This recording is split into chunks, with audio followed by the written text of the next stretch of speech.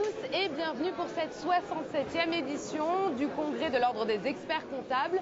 Aujourd'hui, nous allons parler de la déontologie et de l'indépendance du professionnel. Pour parler de ce sujet, j'ai le plaisir de recevoir Madame Françoise Berton. Bonjour. Bonjour. Vous êtes présidente de l'Ordre des experts comptables Paris-Île-de-France. C'est ça. À vos côtés, Monsieur Stéphane Cohen, bonjour. Alors, vous êtes vice-président de l'Ordre des experts comptables de Paris-Île-de-France. Alors, pour parler un peu de ce sujet de la déontologie si important, tout d'abord, un petit peu planter le décor européen, qui est un peu, disons, les tendances sont à la libéralisation des services aux entreprises et aux particuliers, auxquels votre profession n'échappe pas, comme grand nombre d'ailleurs de professions. Les experts comptables sont soumis à un code de déontologie qui ne s'applique pas forcément aux nouveaux concurrents de la profession sur le marché des missions non réglementées. Alors, est-ce que vous pouvez nous expliquer brièvement votre code professionnel? Pourquoi est-ce que finalement n'est-il pas un frein au développement de vos missions? Monsieur Cohen, peut-être? Non, c'est absolument pas un frein au développement de nos missions.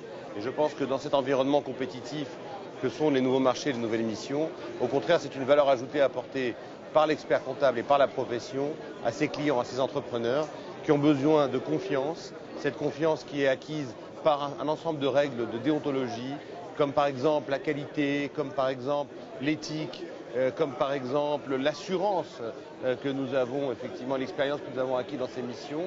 Donc je crois au contraire que la déontologie ne nuit pas, bien au contraire, elle sera un atout considérable pour nous positionner dans ces environnements concurrentiels, compétitifs, où finalement le maître mot restera la confiance. Si on prend par exemple l'exemple de l'entreprise en difficulté, de nombreux consultants, conseils existent dans ce marché-là. Les experts comptables y sont aussi présents, mais plus faiblement. La tendance aujourd'hui va, pour les tribunaux de commerce par exemple, sur la lisibilité de l'information financière, vers plus finalement de professions réglementées, parce que ce code d'éthique, cette déontologie, ce contrôle qualité et des limites qui sont les nôtres, parce qu'on est né avec des limites qu'on ne dépasse pas. Et donc c'est cette confiance, c'est cette marque forte, la marque expert comptable, qui sera indéniablement un atout. Très bien. Alors un autre sujet important, c'est le démarchage. Il est interdit en France et le compte de déontologie a opté pour une interdiction totale. Ceci étant, la CJUE a récemment jugé que cette interdiction totale était incompatible avec le droit communautaire. Alors il opte pour une interdiction partielle mais pas totale. Comment se positionne ECF justement sur ce sujet, peut-être Madame Berton?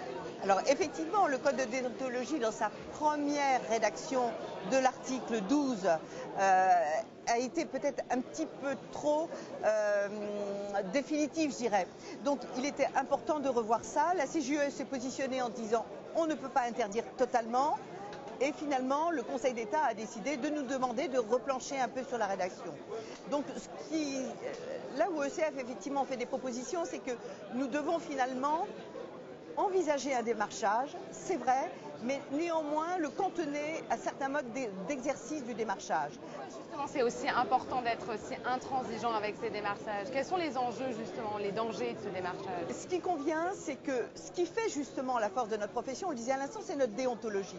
Donc nous ne devons pas froisser quelque part le discernement des tiers, et en l'occurrence de nos clients, le vicier, de manière à ce que par des voies de démarchage un petit peu trop drastiques, on puisse effectivement mal renseigner le client. Et c'est souvent ce qui se présente.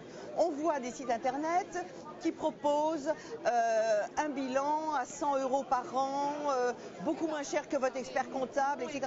Ça n'est pas acceptable. Et notre déontologie devait veiller à ça. On est peut-être allé un petit peu trop loin dans sa première rédaction en interdisant totalement le démarchage. Donc il faut assouplir la position. C'est ce que le Conseil supérieur va proposer dans les prochains mois, sous l'impulsion bien entendu d'ECF, vous le savez. Alors la libéralisation de la profession vers de nouvelles missions exige effectivement un code plus précis, plus présent. Mais qu'en est-il des moyens affectés à la lutte contre l'exercice illégal de la profession, Monsieur Cohen? Alors, vous savez, c'est mon dada, la lutte contre l'exercice illégal de la profession.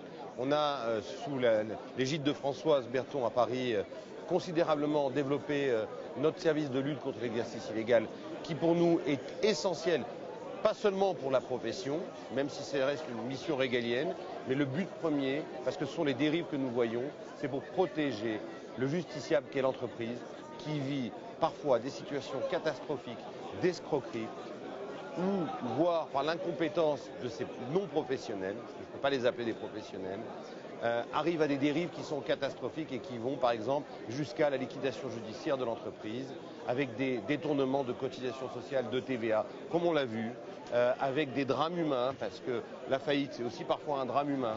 Et tout ça, nous devons protéger les entreprises qui sont nos clients. Et puis évidemment, nos professionnels ont fait 8 ans d'études. Il ne faut pas se leurrer. On paye un lourd tribut également chaque année, 40 heures de formation, une assurance, des contrôles qualité et l'obligation d'être toujours au top, si on peut dire, en matière de culture, de connaissances.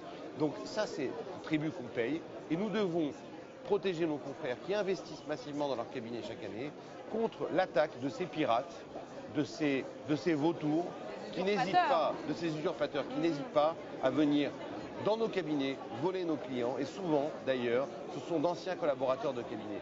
Donc, nous sommes intransigeants à Paris, c'est tolérance zéro.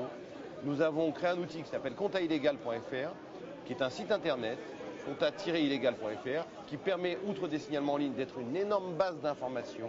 Donc ça, c'est accessible par exemple par un chef d'entreprise qui aura accès à connaître un peu ses c'est d'alerter les chefs d'entreprise. On a créé des flyers préventifs qui sont distribués dans les services des impôts des entreprises, au sein des greffes des tribunaux de commerce, des centres de formalité d'entreprise. L'idée, c'est d'aller chasser l'illégal partout où il est. Et avec nos amis avocats, on a également signé, Françoise Berton a signé avec Christiane Ferralschul, une charte de lutte commune pour aller traquer l'illégal, qui est un pirate du chiffre, mais aussi un pirate du droit. Bien sûr. Autre question, c'est finalement, j'imagine qu'en matière de commissariat aux comptes maintenant, la problématique est finalement identique. Toutefois, on peut quand même remarquer que ce métier a plutôt tendance à être plus surveillé et plus réglementé au niveau européen en tout cas et international.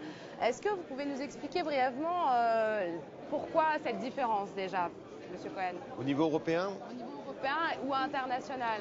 Je pense que le commissariat aux comptes à la française, je suis pour un commissariat aux comptes à la française. Je suis contre la suppression du commissariat aux comptes dans les PME, par exemple, ou libéraliser, comme c'est la tendance européenne, ce qui existe en Suède, par exemple, qui est la libéralisation totale de l'audit, qui ne devient plus légal mais contractuel. En France, nos entreprises ont besoin, pour communiquer avec leurs partenaires financiers, par exemple, d'avoir un commissaire aux comptes qui puisse attester de la sincérité de l'ensemble des informations financières, mais également de la vie de l'entreprise dans sa globalité juridique. Je suis pour maintenir ce commissariat aux comptes à la française.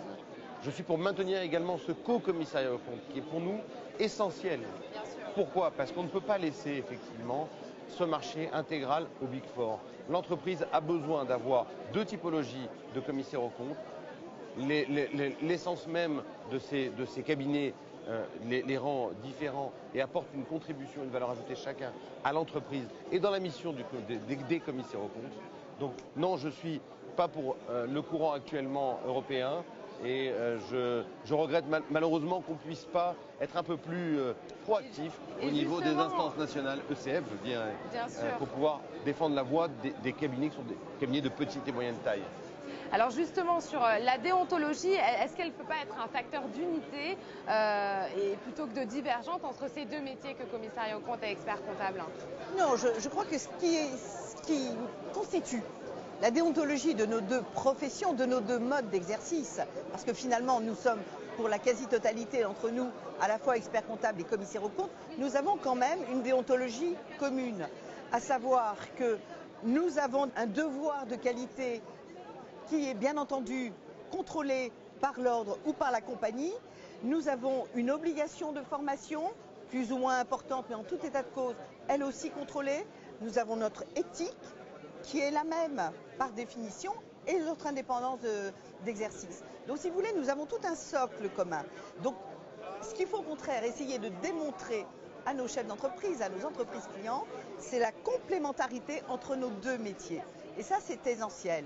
Un commissaire aux comptes a sa place dans une entreprise, même quand il y a un expert comptable, et inversement, parce qu'ils ont des missions complémentaires et surtout pas des missions redondantes comme hélas certains chefs d'entreprise le croient encore. Très bien, mais je vous remercie beaucoup d'avoir répondu à mes questions. À bientôt, au revoir.